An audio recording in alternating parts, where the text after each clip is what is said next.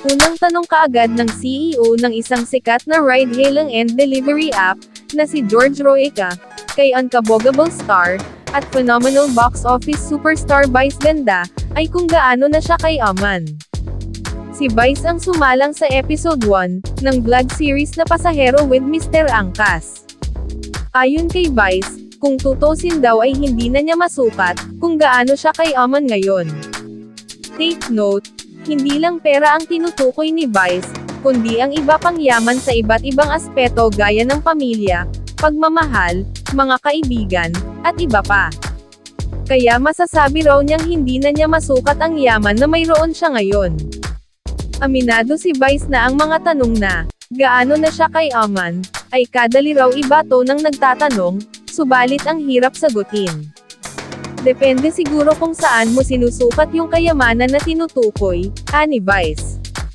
Hindi ko alam, pero hindi ko na masukat ang yaman ko ngayon, giit ng komedyante.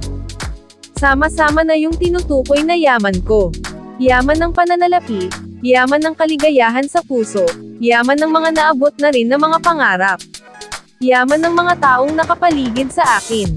So kung susumahin ko, pag pinagsama-sama ko yon, hindi ko na alam kung gaano siya kalaki, pero alam kong mayaman na ako, pahayag pa ni Vice. Dito ay inisa-isang ikinwento ni Vice ang kanyang paraan ng pag-iimpok, noong nagsisimula pa lamang siya bilang singer sa comedy bars. Aniya, hindi raw niya kinukuha ang mismong talent fee niya, dahil ang ginagasta niya, ay ang tip na ibinibigay sa kanya sa tuwing kumakanta siya.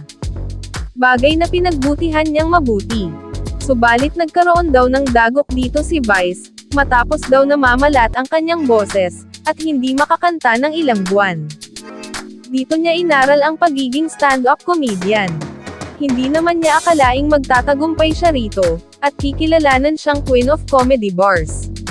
Hanggang sa unti-unti raw pinapasok na rin niya ang showbiz, hanggang sa hindi na namalayan ni Vice, na nasa mainstream na siya. Hindi akalain ni Vice Ganda na sisikat siya ng husto, dahil noon, ang goal lang daw niya ay kumita. Nang kumita, at magkaroon na siya ng sapat na pera, ang inasam naman niya ay sumikat. Na pareho naman niyang nagawa.